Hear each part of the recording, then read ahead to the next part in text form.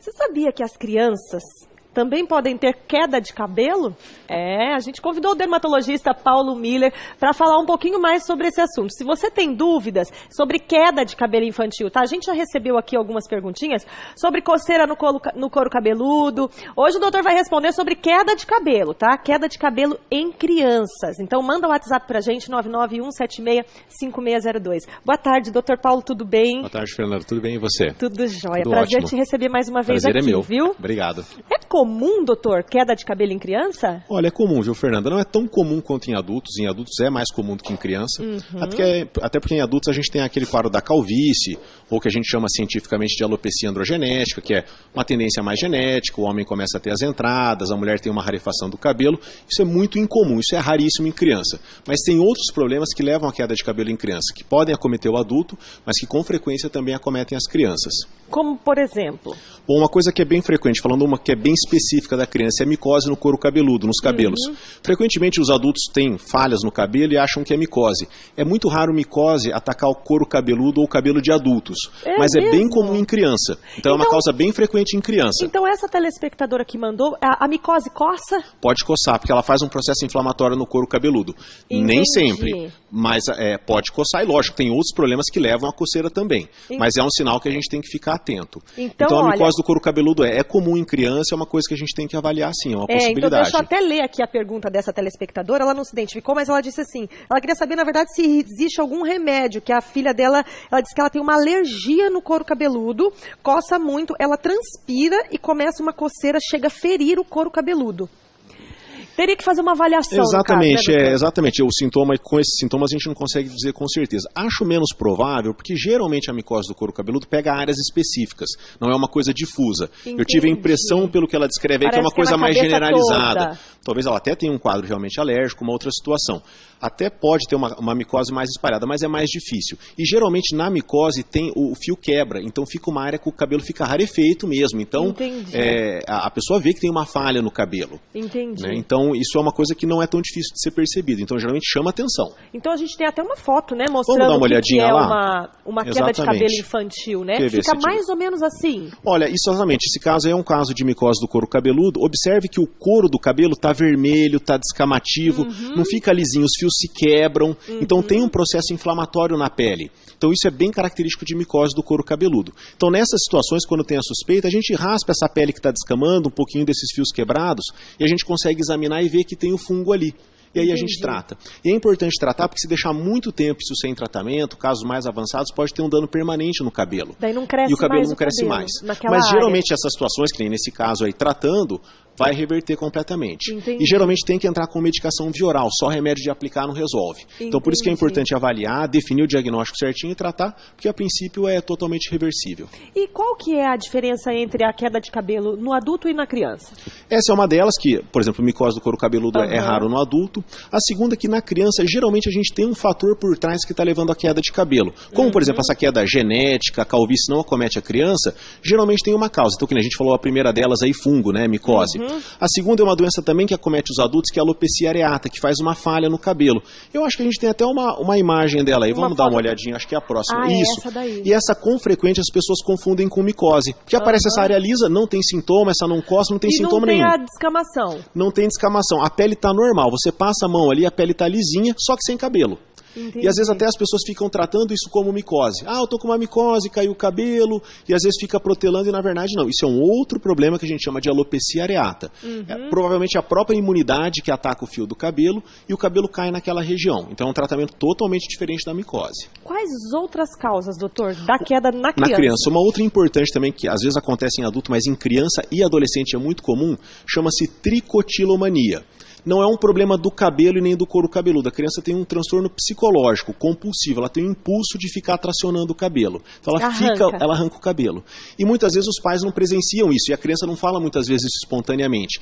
Então ela tem áreas que o cabelo fica falho. De repente até você acha que é uma micose. Ou no caso como essa alopecia areata. E na verdade não. A criança tem um transtorno de tracionar. Então a gente tem que ficar atento para isso. Porque possivelmente essa criança está tendo algum fator externo aí que está levando a esse impulso.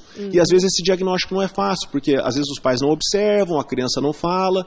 É lógico, a gente examinando tem alguns elementos que às vezes a gente consegue definir o diagnóstico, mas aí nesse caso vai ter que ser um tratamento psicológico psiquiátrico para tratar essa compulsão que a criança tem. Isso não é raro, isso não é raro. Olha, e fora isso, essa questão psicológica de ansiedade que leva à tricotilomania, só uma ansiedade ou de repente uma depressão, ou de repente os pais se separaram, a criança está passando por um período crítico. Um estresse mais intenso por algum motivo, né? Exato. Pode ter queda de cabelo também? Pode ter. Eu acho que muitas vezes isso é super valorizado. A criança tem uma queda, isso é estresse, brigou na escola e de repente não se apura de maneira mais detalhada e às vezes outros problemas estão acontecendo e a gente deixa passar.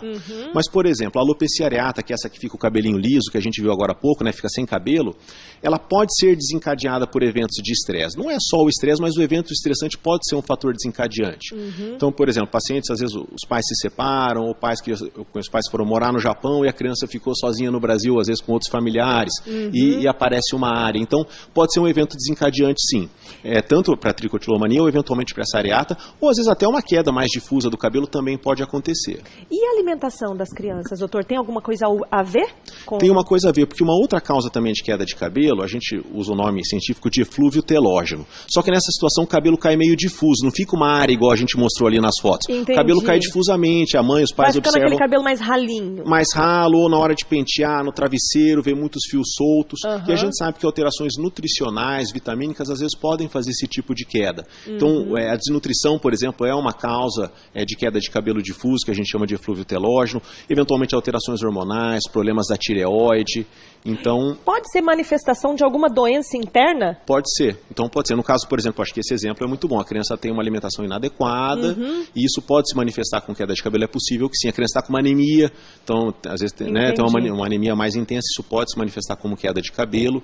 Então, é interessante que, assim, na criança, se tem uma queda de cabelo mais intensa, de alguma forma, provavelmente tem alguma coisa por trás levando a essa queda. Ou um problema próprio do couro cabeludo, né, dos cabelos, como a alopecia areata, ou eventualmente um estresse, ou uma questão alimentar, hormonal. Então a gente tem que buscar aí possíveis causas associadas. A Silvana de Cornélio, doutor, mandou um WhatsApp pra gente. Ela disse que a filha dela tem 14 anos e sofre uma queda de cabelo absurda, geralmente após lavar. Isso é normal? Ela está perguntando. Olha, aí a gente tem que avaliar mais ou menos há quanto tempo, qual que é essa intensidade dessa queda, se o cabelo dela está diminuindo de volume, né? Por exemplo, uma forma fácil, acho que nas mulheres a gente vê isso, é o rabo de cavalo. Então, essa paciente às vezes dava 1, 2 voltas no elástico, agora precisa dar 3, 4, ou seja, o rabo de cavalo está mais fino, ou seja, o volume do cabelo está diminuindo, o couro cabeludo começa a ficar mais aparente, a gente quantificar talvez exatamente o número de fios que estão caindo. Agora, sim, o cabelo se desprende mais frequentemente no momento da lavagem. Né? Então, isso é até normal acontecer.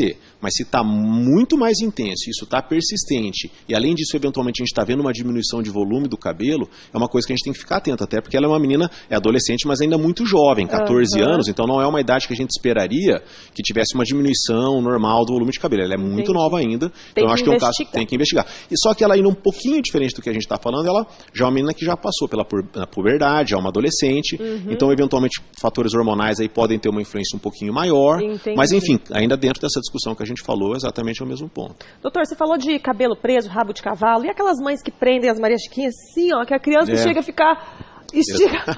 Bem lembrado. Ó, criança. Isso aqui dá queda de problema, cabelo? tanto para criança quanto para adulto. Isso é uma causa frequente, isso chama alopecia de tração, isso é muito bem descrito.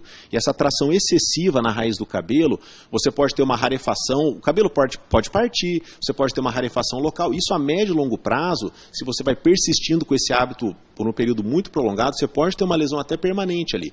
Então, realmente, pode prender o cabelo, pode fazer penteado, não tem problema nenhum, mas evitar uma tração excessiva. Isso é justamente daquelas crianças que às vezes têm um cabelo mais forte, ou mais espesso, que às vezes traciona muito e o fio não arrebenta, ele vai tracionando ali a raiz do cabelo. Então, isso é um problema frequente e a gente tem que estar atento, sim, tanto para criança como adulto. Dormir de cabelo preso, doutor. Tem mães que a criança tem muito cabelo, muito volumoso o cabelo. E daí vai acordar, às vezes de madrugada a criança tá lá assim, ó, com a cara coberta pelo cabelo, e a mãe fala, não, tem que prender esse cabelo para dormir, menina. Pode? Pode, não tem problema. Eu respeitaria esse cuidado de não fazer uma tração muito forte, mas simplesmente prender o cabelo, se a criança ficar mais confortável, se quiser deixar solto, isso não vai ter muito problema, não. Doutor, e qual que é o tratamento, uma vez que a criança já foi diagnosticada com queda? Aí o que acontece? A gente viu que tem várias causas. Então, por exemplo, a micose vai tratar com um antifúngico específico, vai resolver.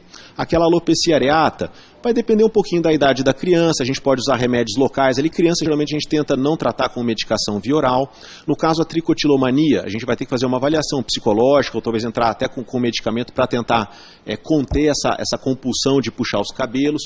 Ou no caso desse eflúvio telógeno, que a gente falou, se tem uma anemia, se tem uma alteração hormonal, a gente tem que investigar, a alimentação não está adequada. Então, corrigir o fator causal. Doutor, encerrando já o assunto das crianças, é que tem muita gente mandando aqui, podemos aproveitar um pouquinho? Claro, vamos lá.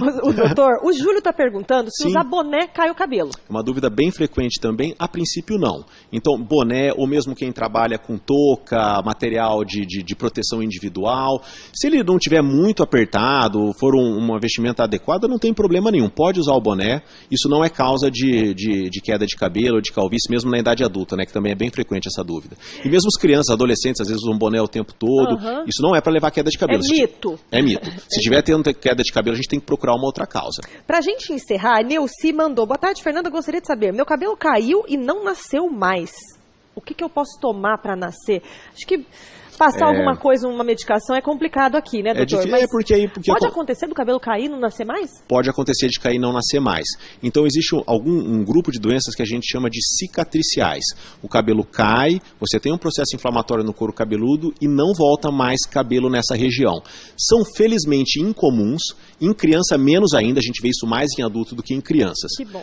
E até mesmo o processo de calvície mesmo, se ele for muito avançado, esse dos adultos, ali espontaneamente, ou às vezes só com remédio de aplicar, não vai nascer. Existe a opção de transplante de cabelo, enfim. Mas a gente vai um pouquinho para outra área de tratamento. Mas falando agora, voltando para as crianças, essas quedas permanentes em crianças, essas que a gente chama de cicatriciais, felizmente são muito incomuns. Então, bem raro isso acontecer em criança. E eventualmente tem algumas crianças que já nascem com alguns problemas no cabelo, já alterações congênitas, que também é bem incomum. Mas aí, claro, aí até facilita um pouco, porque são coisas já que se manifestam já desde de bebê, já muito próximo ao nascimento. Dr. Paulo Miller, adorei a entrevista com você. Que bom. Obrigada, viu, Eu que agradeço, obrigado, viu, Fernanda? Até logo.